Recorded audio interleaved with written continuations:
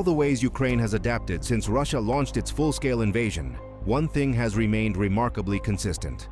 When Ukraine finds a strategy that works, it doesn't abandon it, it doubles down. And right now, Ukraine's winning strategy is painfully clear. It is going after Russia's oil, refineries, pumping stations, storage depots, fuel logistics hubs. If it smells like oil, Ukraine is hitting it. And now, Ukraine has taken that strategy somewhere Vladimir Putin never expected the war to reach: the Caspian Sea. In a move that will send shockwaves through Moscow, Ukraine has struck not one, not two, but three Russian offshore oil platforms, deep in waters the Kremlin believed were untouchable. This wasn't symbolic. This wasn't random. This was deliberate, calculated, and devastating. And it may be only the beginning. Since the earliest days of Russia's invasion, Ukraine has faced a harsh reality. It cannot match Russia plane for plane. It cannot match tank for tank. And it cannot win a long war of raw manpower. So Ukraine adapted. Instead of trying to outgun Russia everywhere, Kyiv focused on what truly sustains Russia's war machine: money. Oil exports remain the backbone of Russia's economy. They fund weapons production, they pay soldiers, they prop up the ruble, they keep the Kremlin functioning under sanctions. Every barrel burned is revenue lost. Every facility damaged is cash delayed. Every disruption weakens Russia's ability to wage war. And Ukraine has proven, again and again, that it understands this better than anyone. From strikes on refineries inside Russia to drone attacks hundreds of kilometers behind the front lines, Ukraine has shown that distance is no longer protection. Now that lesson has reached the Caspian Sea. On January 11th, United 24 media reported a stunning development. Ukraine's Special Operations Forces carried out a precision drone strike against three Russian offshore oil platforms in the Caspian Sea. Not one, not two, three. The platforms hit were Filanovsky, Valery Grafer, Yuri Korchagin. All three belong to Russia's energy giant Lukoil. According to Ukraine's general staff, the strikes were part of efforts to reduce Russia's military and economic potential, and the platforms were being used to support Russia's occupation forces. In other words, these were legitimate military-economic targets. Satellite fire monitoring systems have not yet detected large fires at the sites, but that does not mean the strikes failed. Quite the opposite. When people think of oil platform attacks, they often imagine massive explosions and towering fireballs. But Ukraine doesn't need spectacle. It needs disruption. The absence of visible fires strongly suggests that Ukraine targeted structural or operational components, not fuel storage. That matters. Damaging power systems, control rooms, structural supports, communications equipment can halt production without dramatic explosions and without risking environmental catastrophe. It's surgical sabotage, and it sends a message. These platforms are vulnerable, they are reachable, and Russia cannot protect them. The January 11th strike did not come out of nowhere. According to United 24 media, this was the second confirmed Ukrainian drone attack on Russian Caspian Sea infrastructure. The first occurred on December 31, 2025, when Ukraine's security service struck another offshore platform, likely the Valery Grafer again. Video evidence strongly supports that claim. But here's the key detail. Euromaidan press reports that this may actually be the fifth strike in about 1 month. The campaign appears to have begun on December 11th, when Ukrainian drones reportedly hit the Filanovsky platform, temporarily halting extraction from over 20 wells. Follow-up strikes then hit Filanovsky again, Yuri Korchagin, Valery Grafer, also known as the Rakushikny field. This isn't random. Ukraine is systematically returning to the same targets. That tells us something very important. Russia hasn't found a solution. Let's talk about geography.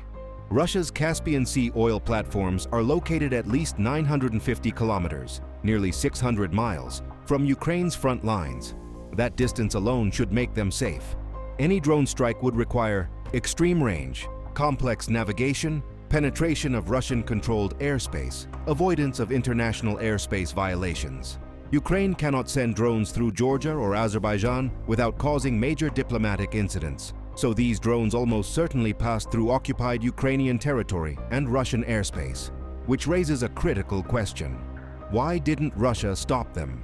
The answer lies in Russia's air defense crisis. Throughout the war, Russia has lost over 1,270 air defense systems, according to Ukraine's Ministry of Finance. That includes S-300 systems, S-400 systems, Panzer systems Buk variants, including a Buk M3 destroyed on January 11th. That Buk M3 was taken out in occupied Luhansk Oblast on the same night as the Caspian strikes. Coincidence? Possibly. But it highlights a bigger issue. Russia has concentrated most of its remaining air defenses around Moscow, the front line's critical political centers, which leaves enormous gaps elsewhere. As Ukraine's Center for Countering Disinformation put it, most Russians in the country are not protected by Putin at all. That vulnerability is now being exploited deep inside Russia. There are two likely scenarios. Scenario 1, long-range aerial drones. Ukraine sends drones across occupied territory and deep into Russia, exploiting air defense gaps. Scenario 2, maritime deployment drones are transported by vessel closer to the platforms, then launched at short range. Evidence suggests Ukraine may have used frontline-type drones, which supports the maritime deployment theory. The SOF released a short video showing drones closing in on their targets, but without revealing launch points. And that ambiguity is intentional. Russia doesn't know how to stop it. The Caspian Sea attack was not an isolated operation. On the same night, Ukraine also struck a Buk M3 launcher in Luhansk Oblast, a Russian logistics depot in the Kherson region. That depot supplied Russia's 49th Combined Arms Army. Once again, Ukraine targeted sustainment, not just troops, oil, air defenses, logistics. This is modern warfare executed with precision. Now let's talk money. Filanovsky Field, 129 million tons of oil, 30 billion cubic meters of gas. That's roughly 838 million barrels of oil, worth $29 billion even at discounted prices, plus $7.7 billion in gas. Yuri Korchagin Field, 7.8 million tons of oil, 1.2 billion cubic meters of gas, 17.5 billion in oil, 308 million in gas. Valery Grafer Field, 21 million tons of oil, 33 billion cubic meters of gas, 4.3 billion in oil, 8.4 billion in gas. That's tens of billions of dollars. Ukraine can't destroy the oil underground, but it can stop Russia from accessing it. This is what modern attritional warfare looks like. Every day an oil platform is offline, Russia loses revenue, exports are delayed, budgets tighten, war financing weakens. Ukraine understands that this war is fought not just with artillery, but with economics. And the Caspian Sea is now part of that battlefield. Russia's presence in the Caspian Sea isn't just about oil. It's about influence. Control of Caspian energy helps Russia shape European energy markets, pressure neighboring states, maintain geopolitical leverage. That's why Russia wants to isolate the Caspian from Western influence. The Caspian 5 Agreement, Russia, Iran, Kazakhstan, Azerbaijan, Turkmenistan, was meant to lock that control in. But that grip is slipping. Kazakhstan is drifting. At the 2024 St. Petersburg Economic Forum, President Tokayev refused to recognize Russia's annexations, refused to send troops to Ukraine, committed to respecting Western sanctions. That was a public rebuke. And Ukraine's Caspian strikes amplify that message. Russia is not untouchable. Iran has long been Russia's reliable Caspian partner, but Iran now faces a crisis of its own. Mass protests, economic collapse, a regime under pressure. If Iran destabilizes, Russia loses a weapon supplier, a strategic ally, a Caspian partner Putin is watching nervously. Ukraine's message is unmistakable. There are no safe zones anymore. Not Moscow, not Siberia, not the Caspian Sea. Russia's oil wealth, its lifeline, is now within reach. And if Ukraine continues this campaign, the consequences could reshape not just the war, but the balance of power across Eurasia. One of the biggest misconceptions about offshore oil infrastructure is the idea that damage can simply be fixed quickly. That assumption is wrong. Offshore platforms are among the most complex industrial structures on Earth. Repairs are not like patching a pipeline on land. Every repair requires specialized vessels, certified crews, heavy lift equipment, weather windows, and critically, security guarantees. In wartime conditions, those requirements become nearly impossible to meet. Russia now faces a dilemma. If it sends repair ships and crews to the platforms, it risks losing vessels, losing skilled personnel, and revealing repair schedules to Ukrainian intelligence. If it doesn't send them, production remains disrupted indefinitely. Either choice costs Russia time, money, and credibility. And that's exactly what Ukraine wants. The physical damage matters, but the psychological impact may matter even more. For decades, Russians were told that the homeland is protected, strategic assets are secure, the war is far away. The Caspian Sea strikes shatter that illusion. These platforms were considered deep rear assets, far beyond the reach of Ukrainian forces. Now they're not. This sends a chilling message to Russian energy executives, investors, engineers, and regional officials. If offshore platforms in the Caspian aren't safe, what is? That uncertainty spreads fear faster than explosions ever could. There's another layer to this that rarely makes headlines. Insurance. Once infrastructure is repeatedly attacked, insurers reassess risk, premiums rise, coverage shrinks, some policies disappear entirely.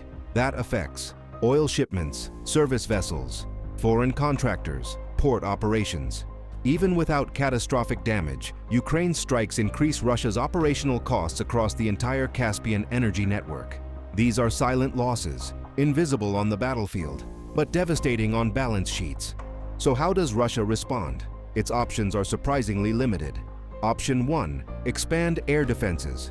Russia could deploy more air defense systems to the Caspian region, but that means pulling them away from the front, away from Moscow, away from critical infrastructure elsewhere. Every redeployment creates new vulnerabilities. Option 2. Harden platforms.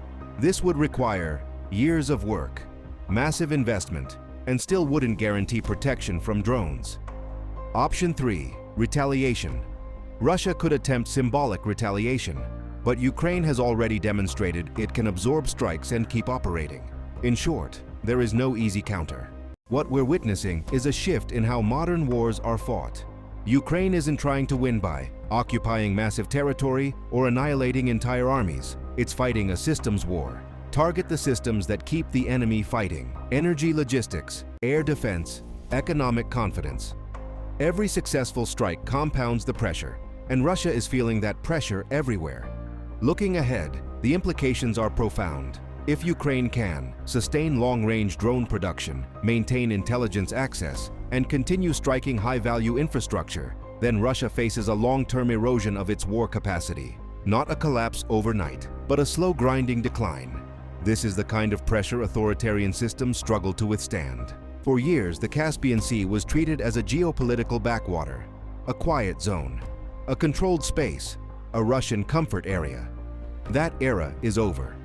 Ukraine has turned the Caspian into a contested space, a strategic vulnerability, and a symbol of Russia's shrinking control. And once a myth of safety is broken, it can never be fully restored.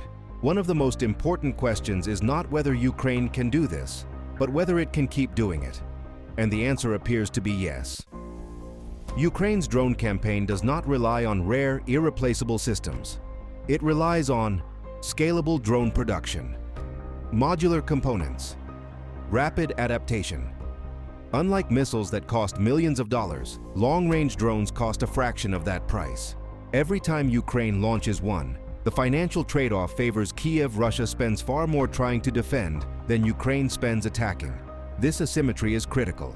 It means Ukraine can maintain pressure over time, even with limited resources. There's another hidden cost: human capital.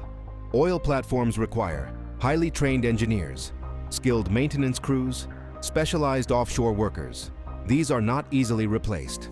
As strikes continue, Russia faces an impossible choice: pull skilled workers from other projects or accept prolonged shutdowns. At the same time, Russia is already facing labor shortages due to mobilization, emigration, casualties. This compounds the damage far beyond the platforms themselves. Official Russian statements have been carefully vague. No dramatic footage, no detailed damage reports, no timelines for repairs. That silence is telling. Admitting the scale of the problem would mean admitting air defenses failed. Strategic assets are vulnerable. The war is escalating beyond control. For the Kremlin, denial is safer than transparency. But markets, insurers, and foreign partners notice the silence, and they adjust accordingly. Ukraine's Caspian strikes send a message far beyond Russia.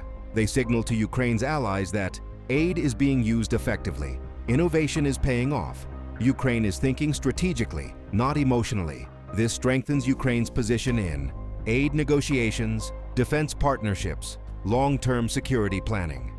It shows that Ukraine is not just surviving, it is shaping the battlefield. This is the scenario Vladimir Putin tried to avoid. A war where Russia bleeds economically, strategic depth evaporates, and pressure comes from unexpected directions. The Caspian Sea was supposed to be safe, predictable, controlled. Now it is none of those things. And that loss of control is far more dangerous to an authoritarian system than any single explosion. And that brings us back to the larger point. Because what's happening in the Caspian Sea isn't just another strike. The strikes on Russia's Caspian oil platforms are not just about oil. They are about reach, about capability, about redefining the limits of this war. Ukraine has demonstrated that no distance is too far, no asset too protected, and no region truly safe. For Russia, the message is brutal and unmistakable. The war is no longer at the borders. It is no longer confined to front lines. And it is no longer something that can be hidden from the heart of the state. The Caspian Sea was supposed to be untouchable. Now, it's just another front.